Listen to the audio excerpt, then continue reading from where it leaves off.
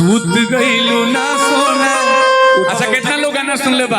हाथ उठाए लो भैया। अपना घर गांव के लड़का के वाह सहयोग करे के बाद सही भाई के काहे से कि ये बड़ा भोजपुरी इंडस्ट्री का ऐसा हाल हो गइल बा कि कहां एगो कोनो स्ट्रगल करे वाले गरीब परिवार के लड़का के गाना ट्रेंडिंग में आवता हिट होता तो 500 हिट लोग बा ओकरा के लागत कॉपी करे आ लागत ओकर गर्दन दबावे दूसरा के गर्दन काट के अपना गर्दन में जोड़े जोड़े बही रहता। असही प्यार बार आशीर्वाद बनौले रहे के बाद एकदम भाई के झंडा बुलंद रहो। आई एगो माई के भजन से कार्यक्रम के शुभारंभ करो तनी रोज सब सहयोग करब ओकरा बाद से जौना उपलक्ष्य में आइल बनी सन ओकर भी एक दुगो सोहर मंगल होई। माता बहन हमारे सामने बैठल बानी बहुत अच्छा लगता है। बीड़ा धरे माई तू हर की जग के रचैया हो। साउंड कम करो कि सगरो गवैयन के तू नाव के हर खेवैया हो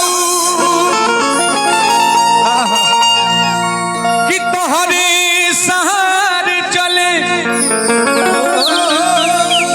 पूरा दुनिया जहान हो।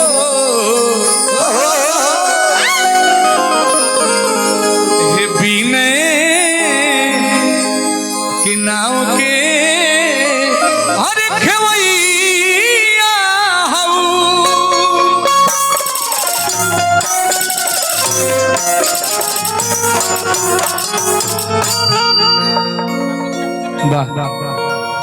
देखी माई माई होले बेटा होले को बेटा हो जाला चाहे सरस्वती माई होकर चाहे काली माई होकर चाहे दुर्गा माई माई माई होले तो जे अपना माई के मानेला एक भजन दो लाइन के सहयोग करब। हां अच्छा सासू माई हो हां सासू माई बोले तो बोले अपना माई के लोग कहता माई रे लेकिन ससुरारी बाबू लो जाता तो कहता कि अम्मा जी मम्मी जी। अरे प्यार प्यारे है बबुआ इनकरे कपारे बा इनकरो बियाह भइल नु इनकरे कपारे बावे बुझता रही बुझ गइल। लड़का कहता कि माई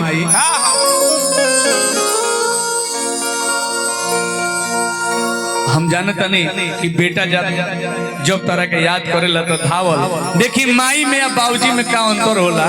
का अगर माई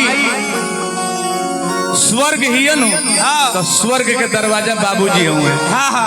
जेकरा जीवन में माई बाप के प्यार नहीं थे ओकर जीवन अधूरा बा। ए बाबू आज वैभव प्रताप राघव बबुआ के पिताजी अपना बबुआ के उज्जवल भविष्य खातिर मुंडन संस्कार कइले बनी। हतना लोग आइल बाबे हतना लोग फैले बा आशीर्वाद देले बा।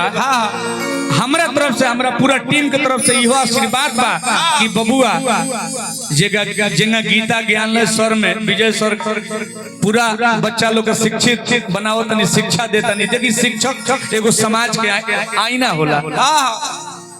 असही बबुआ पढ़ लिख के वैभव प्रताप राघव बबुआ ये जिला जवार के साथे साथे अपना माई बाप के भी नाम रोशन करो।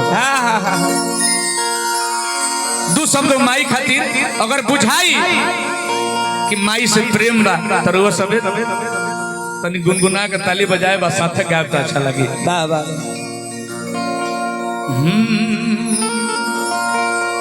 कि बीड़वा के तार अरे कि बीड़वा के तार सर दे मैया तू खल का जई तू माई हर की बीड़वा के तार सर दे मैया तू खल का जई तू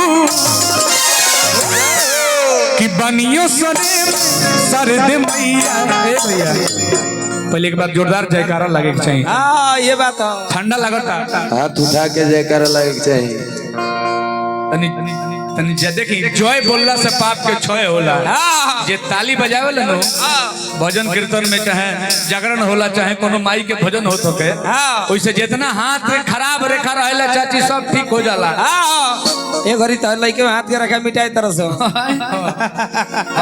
हाथ के रेखा खराब हो जाला आ जौन खराब भइल वो निमन हो जाला। तो देखी एक खाली रउआ सब जय बोलब तो 100 गो जय लिख के भगवान के यहाँ अंकित हो जाए।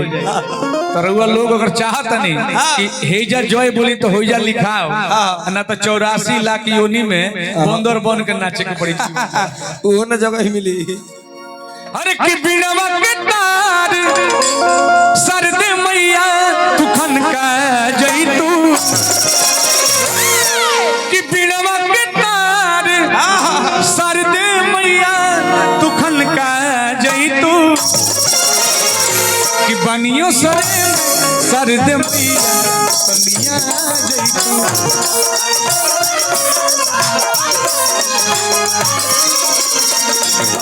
सरदे मैया बनिया जई तू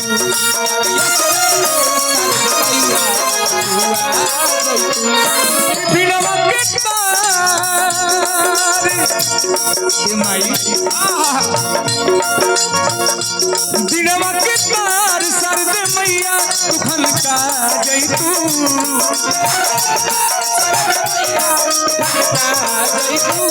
कि बीड़वा के तार सरदे मैया तू खन का जई तू। प्रेम से बोली सरस्वती मैया की अब पहले अपना माता पिता खातिर और सब जयकारा लगे अपने अपने माता पिता की जय। देखी जय उहे ना बोली उहे जय ना बोली जो ससुरारी में जाके 6 महीना रहत हो या अपना माई के माई रेख होत होई आ ससुरारी में अपना सास के आमा जी को उहे तो चलत है बेरा बड़े बबुना जी।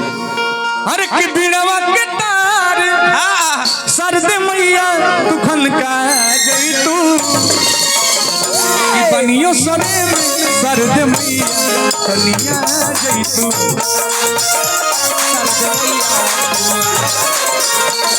सरदे मैया बनिया जई तू।